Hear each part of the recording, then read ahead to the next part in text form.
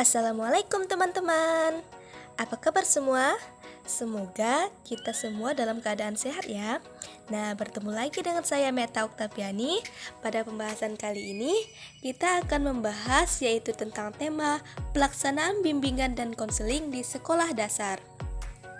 Nah, teman-teman, ada yang tahu nggak apa sih itu bimbingan dan konseling? Tahu nggak? Ya tahulah, Mas enggak. Nah, kalau mau tahu, simak video ini sampai selesai. Baiklah teman-teman, langsung saja kita pada pembahasan yang pertama, yaitu mengenai pengertian bimbingan dan konseling.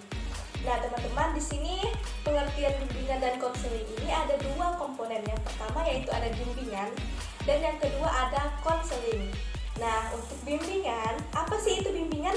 Nah, jadi bimbingan itu adalah bantuan yang diberikan kepada individu atau peserta didik agar dengan potensi yang dimilikinya mampu mengembangkan diri secara optimal dengan jalan memahami diri, memahami lingkungan, mengatasi hambatan guna menentukan rencana masa depan yang lebih baik. Nah, untuk komponen yang kedua yaitu ada konseling. Apa sih itu konseling?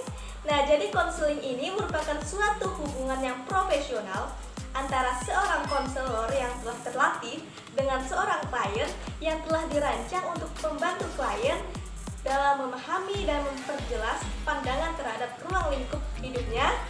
Nah teman-teman, dari pengertian bimbingan dan konseling tersebut dapat kita tarik kesimpulan bahwa bimbingan konseling adalah proses pemberian bantuan yang dilakukan melalui wawancara konseling oleh seorang yang ahli atau kita sebut dengan konselor kepada individu yang sedang mengalami suatu masalah atau yang sering kita sebut dengan konseling, yang bermuara pada teratasinya suatu masalah yang dihadapi konseling tersebut, serta dapat memanfaatkan berbagai potensi yang dimiliki dan sarana yang ada. Nah, sehingga individu atau kelompok individu itu dapat memahami dirinya sendiri untuk mencapai perkembangan yang optimal, mandiri, serta dapat merencanakan masa depan yang lebih baik untuk mencapai kesejahteraan hidup. Untuk pembahasan yang kedua, yaitu kita masuk kepada tujuan bimbingan dan konseling. Nah teman-teman, di setiap pembahasan pasti ada yang namanya tujuan. Nah begitu juga dengan bimbingan dan konseling.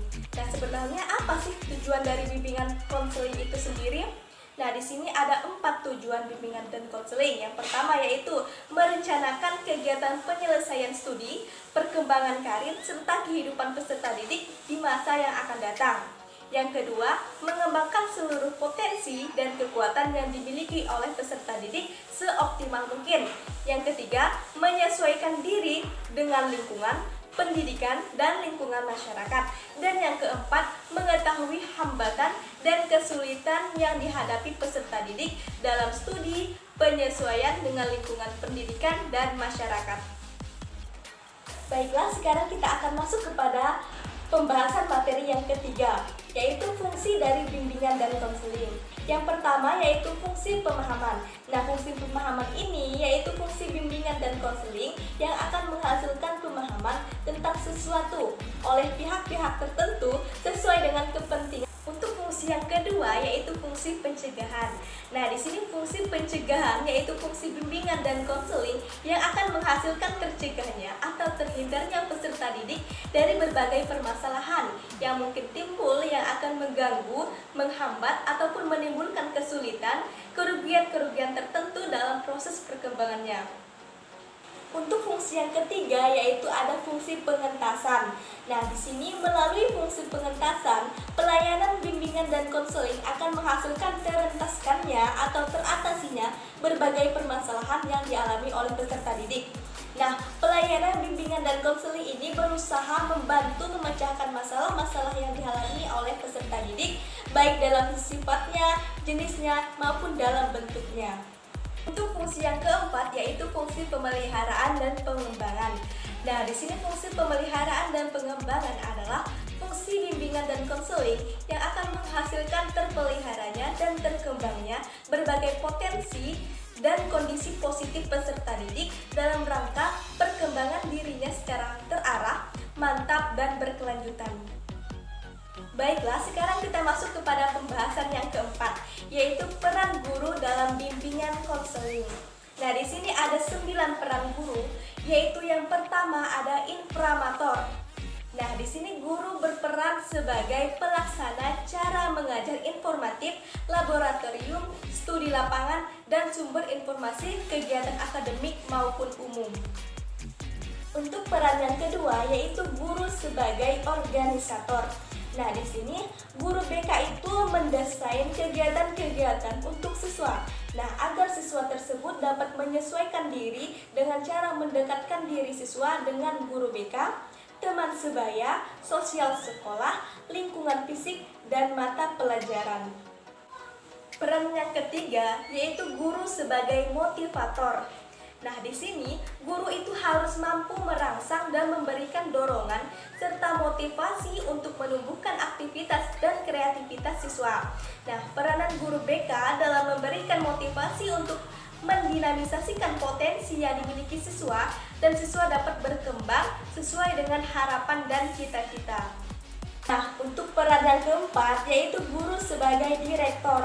Nah, guru BK ini mengarahkan siswa terkait manajemen diri, kebiasaan, tugas-tugas, dan perilaku yang diharapkan dan disesuai dengan tujuan dicita-citakannya.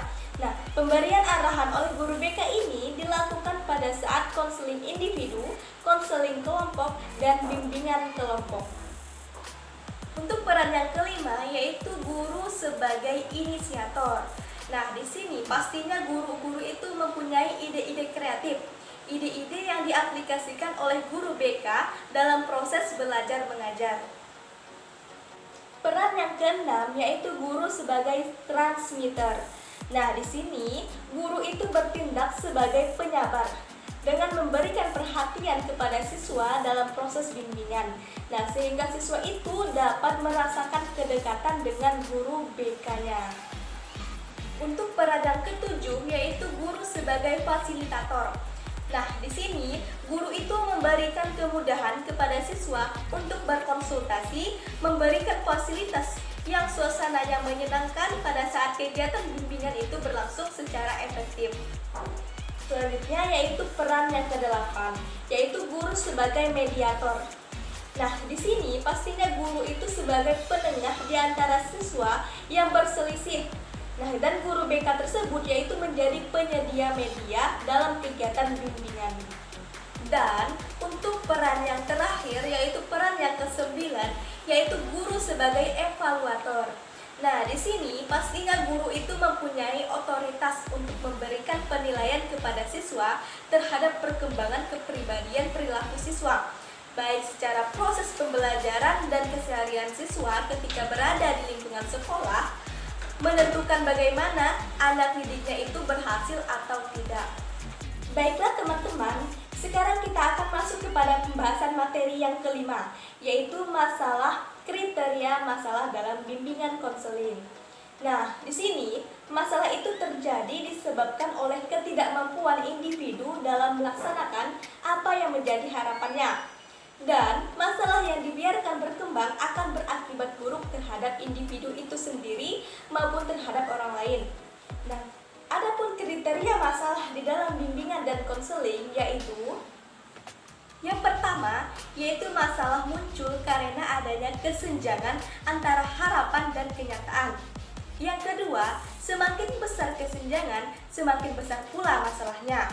Yang ketiga, setiap kesenjangan yang terjadi dapat menimbulkan persepsi yang berbeda. Yang keempat, masalah yang muncul sebagai sesuatu yang tidak diinginkan oleh individu itu sendiri maupun lingkungan sekitar individu. Dan yang terakhir, masalah itu muncul akibat proses yang tidak berjalan dengan baik. Untuk selanjutnya, kita akan masuk kepada pembahasan materi yang keenam, yaitu tentang komponen bimbingan konseling di sekolah dasar.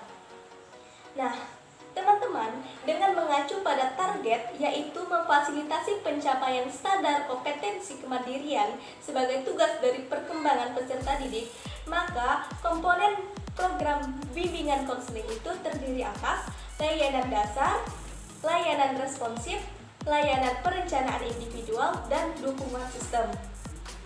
Untuk yang pertama, yaitu tentang layanan dasar bimbingan.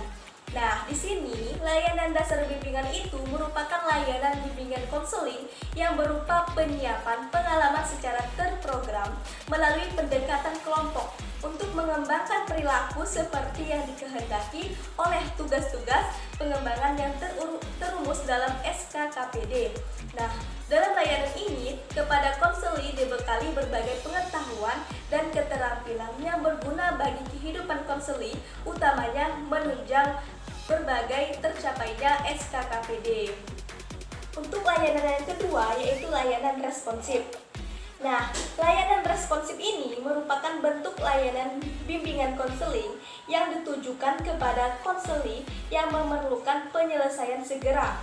Nah, penanganan segera ini diperlukan karena jika sampai terjadi penundaan atau keterlambatan dalam menangani kasus itu akan berakibat terhambatnya peserta didik dalam mencapai SKKPD. Untuk pelayanan yang ketiga, yaitu layanan perencanaan individual. Nah, layanan perencanaan individual ini merupakan bentuk bantuan kepada konseli agar ia itu mampu membuat rencana secara terprogram dalam kehidupannya. Nah, perencanaan ini yang diperlukan yaitu meliputi perencanaan lanjutan studi, perencanaan karir, maupun perencanaan hidup di masyarakat. Dan yang keempat yaitu dukungan sistem. Nah, di sini dukungan sistem itu merupakan kegiatan pendukung bagi terlaksananya pemberian layanan bimbingan konseling yang merupakan isi dari ketiga komponen program bimbingan konseling, yaitu layanan dasar bimbingan, layanan responsif, dan layanan perencanaan individual. Nah, dukungan sistem ini lebih banyak berkaitan dengan pengelolaan bimbingan dan konseling. Baiklah teman-teman, sekarang kita akan masuk kepada pembahasan materi yang terakhir, yaitu pembahasan materi yang ketujuh. Nah, di sini yaitu membahas mengenai karakteristik bimbingan konseling di sekolah dasar. Nah, karakteristiknya di sini ada 5. Yang pertama, bimbingan di sekolah dasar lebih menekankan akan peranan guru dalam fungsi bimbingan. Yang kedua, fokus bimbingan di sekolah dasar lebih menekankan pada pengembangan pemahaman diri, pemecahan masalah, dan kemampuan hubungan secara efektif dengan orang lain. Yang ketiga, bimbingan di sekolah dasar lebih banyak melibatkan orang tua murid, mengingat pentingnya pengaruh orang tua dalam kehidupan anak selama di sekolah dasar. Yang keempat yaitu bimbingan di sekolah dasar hendaknya memahami kehidupan anak secara unik. Dan yang kelima, program bimbingan di sekolah dasar hendaknya peduli pada kebutuhan dasar anak, nah seperti kebutuhan untuk matang dalam pemahaman dan penerimaan diri, serta menerima kelebihan dan kekurangannya.